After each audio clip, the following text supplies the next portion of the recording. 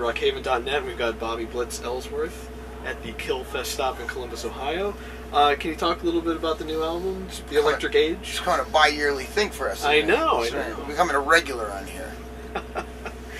We've got a new album, phenomenal new album. Yeah. How did that all come together? Oh, I think just kind of naturally. I think we caught the energy from the Ironbound era, and which was not that long ago, and just applied it here. You know, to some degree, when you have a decent chemistry going on between everybody in the band, you got to exploit that. You got to be all over it because you don't want to lose those elements, and that's what seemed to be happening for that Ironbound era, was that we were doing a lot of touring. We were on the road a lot. We were together a lot, and we were still producing at a high level in live shows. So now you just transfer that over to the writing and studio process, and you know, thus the Electric Age. And it was, you know, for some reason, I think it was a good culmination of that touring. I mean, because whatever happens in the studio is always more energetic on the road. It's just the way it is. I mean, it comes out, you think about it in the studio, you know, you throw the hell out in the road. You just go for it. And I think it was a good time to start writing. And, you know, Dee Dee came up with some killer riffs, great energy, power pack kind of stuff. And then we jumped all over it as a band. We've talked about the momentum from this particular lineup, and a lot of people say that you're making the best work you have in your entire career with this lineup. What do you think it is about these guys that is keeping it so fresh and so, I don't know, vintage and there, and you know, I mean, you guys are killing it. You know, we were just talking prior to the interview starting, and one of the comments that's sticking in my head is that somebody in this room said, "Well, man, when you're doing something like that, you got to check your ego at the door." And I think that to some degree that applies here. I've always thought that the band's been reachable and touchable.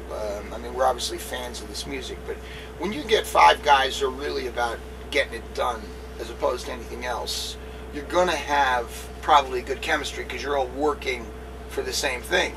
And if the egos are checked at the door, everything kind of works out really well.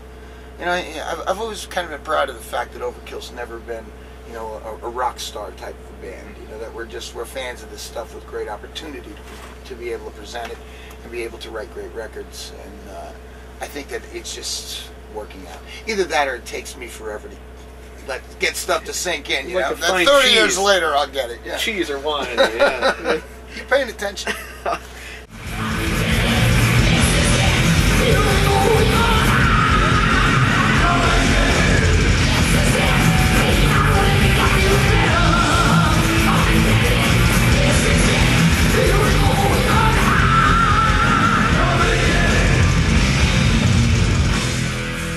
How do you maintain your level of energy on stage? Because you're just like a, you know, bullet out of a gun when you hit that stage. How do you get that geared up? Oh, great drugs, obviously. You know, the excitement or the energy is the attraction for me. I like to compete. I think of it as athletic. I don't think of it as performance. You know, that's for performers. Mine is more about being the guy in the band, and I've always thought of my end of it as being athletic, and the other guys too, very much so. But I think energy breeds energy. So I think that, you know, last night I was in Syracuse and had a great energetic show. I think I just try to carry that into the next day, and that's been working for me for decades. You know, I mean, obviously I'm in decent shape, and I'll hit an inhaler before I get out there. You know, one of those runner's inhalers, yeah, just to open up the lungs, and I warm up my voice. So regardless, it's let's say as unprepared as it may seem from the outside that it's just an explosion. I'm actually prepared for it, so I think that works well. How do you guys pick the lineups for Killfest? Is it the intent to introduce lesser-known bands to people who might not see those bands, or are they just your favorites, or how does the bill come together? You know, this one came together pretty easily. God forbid a Jersey guys. It was just that simple. They were releasing around the same time as us. They're very local to us. We knew that they had some disarray with prior releases, but we knew that they were back and focused with new people they had been working with. and that they were going to make some noise with the record, and they did. Yeah. So it was really just that simple. The other two guys were picked because one was with people that we work with in Germany who kept hassling me for it. So I finally gave in. And the Diamond Plate guys are just more like new guys, so that we could have kind of a blend of, you know, old, middle, new. You know, I guess God forbid being middle. How do you keep each Overkill album fresh for you as the vocalist and the lyricist? Like, what do you do to keep it fresh? Well, you know, lyrically, all it is a cleansing of what's happened between the last record and writing these records. So lyrically, it's never hard because it's really all about emotionally driven lyrics. And you don't really forget emotions or when something evokes an emotion in you. So it's always easy to recall that for me. When it comes to melody lines, the biggest thing is to not repeat myself. So it's really to compete against what I did on the prior record. That's really what I do. I mean, I don't sit down and listen to the entire record to get it nailed into my head, the prior one. But I really stay fresh with it so that I can say, hey man, don't repeat yourself. I mean, I even have little notes that are written in my office that say, don't repeat yourself, stay fresh. Don't repeat yourself, stay fresh. And this is how it gives me that kind of motivation, or at least visual motivation, to not repeat myself. Makes sense. Makes sense. Well, you can't argue with the results. I mean, album after album, you guys are just pumping them out, and it's sounding great. Yeah, I think so. I mean, you know, again, back to the chemistry of this lineup, and hey, man, exploit it. It's not about, and really, you know, when you get down to brass tacks, sure, we're a thrash metal band, but it's really all about that whole kind of rock and roll spirit thing. This is about, you know, playing, loving it, enjoying it, having a good time with people out on the road. I'm making them want to just break shit. And that's, you know, that's what the final result, that's the bottom line of what the record's on.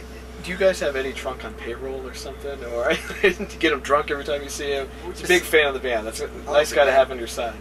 He was our, I met Eddie back in the 80s. I did an interview with him at a radio station called WDHA in New Jersey, and he had the metal show. And he got that metal show by continuously going over there saying, hey, you know, I'd be great on this show. I work at a record store and I know everything that's new. And he was. I mean, he was an encyclopedia back then. And then he became our A&R guy, and that's when we became friends, when he was in Megaforce Records. So our relationship goes way back. It's not a relationship that has been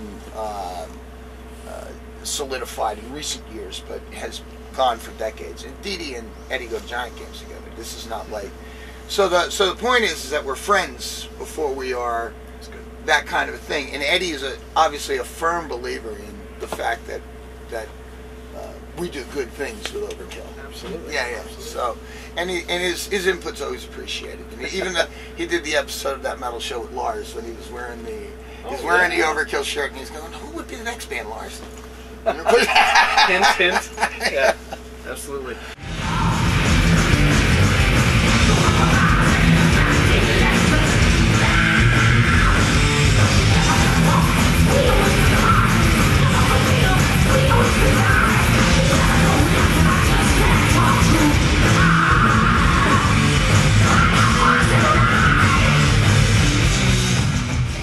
I know he just popped in to get his phone charger or something, but Dee Dee, you guys have been in a band together for 32 years. How do you guys keep that friendship alive, and how do you stand each other after that long? Dee Dee doesn't speak English. That's makes it easy. So there's been no conversation. Usually though, do you guys like hang out or? Well, not usually outside the band, but you know, if we had a good run with Ironbound and we anticipate a good one with the Electric Cage, we'll see each other a lot this year. And besides, I mean, we manage the band, so we talk every day. But socially, probably a lot less than people would think. And not for any other reason than I see the guy 150 days a year anyway, you know? Yeah. So I think that, you know, this works because, well, we obviously have respect for each other's privacy when we're not doing this. And I think we put, you know, the other guy's family and the other guy first before the band, and that's how I think this works, because you don't work with somebody for a 30-year period and say, I don't like this person. It's more about the person than it is, and then all the other stuff is it's inconsequential. It just falls into place. Whether you can, you're in a situation to make decisions with regard to the band or touring or writing, etc. So, and I think that we're really the same kind of people with regard to what we're looking for, and we both enjoy this immensely. Why'd you join a band? Because it was cool, man. No other reason. There was no grand scheme of you don't need another reason. No, it was cool as hell. Chicks and beer. Do you stay in touch with any of the former members of the band? Occasionally I see them. Canavino I've seen on the road. Sid Falk we saw through Ironbound. Tim I haven't talked to. I don't know. He just really kind of disappeared, but it's not just me, it's everybody. Merrick Gant was supposed to come out the other night, but didn't. Marino, I say we rent. Marino has a great audio business, and we take Marino's stuff with us on the road. So nice. Yeah, so we're in touch with some. Good. As a fan of physical media, the actual album, is there any chance of having like some of the mid '90s to the early 2000s? You got some out of print releases there in the band. Any chance of that stuff popping back up? Do you mean that they're just not active product anymore? Exactly, yeah, like re-releases or... It is possible. There's we just got back a bunch of stuff that was released in Europe on SPV. I think the label that was CMC over here, they were licensing deals. There's, if you're really into like collecting vinyl, there's a company that we give... the rights to print limited versions of vinyl all the way through. So you can always get an Overkill vinyl, and we approve it. They use the CD artwork and blow it up, and like even the live record is like got this huge booklet inside of it. That's cool. Yeah, it's called Night of the Vinyl Dead. Night of the Vinyl Dead. It's an Italian company. Nice. Good for them. Just from your perspective, how do you explain the staying power of Overkill? What is it about this band that has kept it alive? Well, I think probably the first thing is that we're pretty honest people. I think that, I don't think that if we know each other for a few interviews now, it wasn't really that much different last time, was it? So you just think of that as 28 years of that kind of progression, that we've made a lot of friends out there, because I think we're genuine motherfuckers. I mean, this is what we like doing, and it's obvious when we take a stage that we're taking it. That it's not a pain in the ass. It's a privilege, and I think that with that comes purity. And I think that this is a band that's just not full of bullshitters. That there is no ulterior motive here. There's no backdoor plan. I mean, you got a backdoor plan that's going to take 35 years. It's a bad plan. You know what I mean? So we are what we are, and I think that has a lot to do with the staying power. So when opportunities come along, if there is no ulterior motive, we squeeze the shit out of those opportunities, for everything they're worth. I mean, this is the show. What's the important one in my career? Tonight, Columbus. I mean, because then if I think that way and I bring that attitude into tomorrow, I'm going to probably be successful tomorrow. True. So that's a good point. What's next for Overkill? What are your plans, like touring-wise, or do you write on the road for the next record? I know one just came out, but... He's always collecting riffs. Didi's, I mean, I don't think he ever lets one go by. But it's not one of those things where he's sitting with a guitar and physically doing it. But I mean, he'll collect riffs whenever they come to him. I don't write on the road. It's not for me. I look at the road as some degree of vacation. Rolling dice with the boys, smoking Cuban cigars. They have this like cinnamon whiskey up there called Fireball. I was like, if I have another little sip of this tonight, I'm going to fall down in here and I'm going to lose all my money to Dave Lynch down at the dice table. So, that's good stuff. Well, the point is I think we're having a good time when we come out here, and that's part of it too. I mean, there is work. We all have other businesses. We have, we have to run Overkill.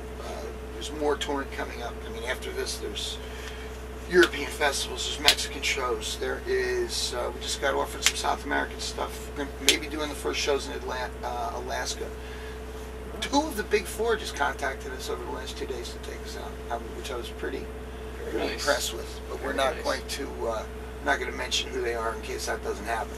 But so it looks like for some reason this is blossoming again for us, and I don't know for what reason other than the fact that our commitment like you guys have to us, commitment to the people who buy the records, and probably that purity I talked about. So we're stacked up with shows all the way to a year from now. That's great. That's great. Was there anything else you'd like to say to your fans out there on the internet? It's Heineken time. Well, this is Bobby Blitz coming at you from Columbus. You stay tuned. Thanks so much for your time. Really appreciate it. Yeah, my pleasure. All right.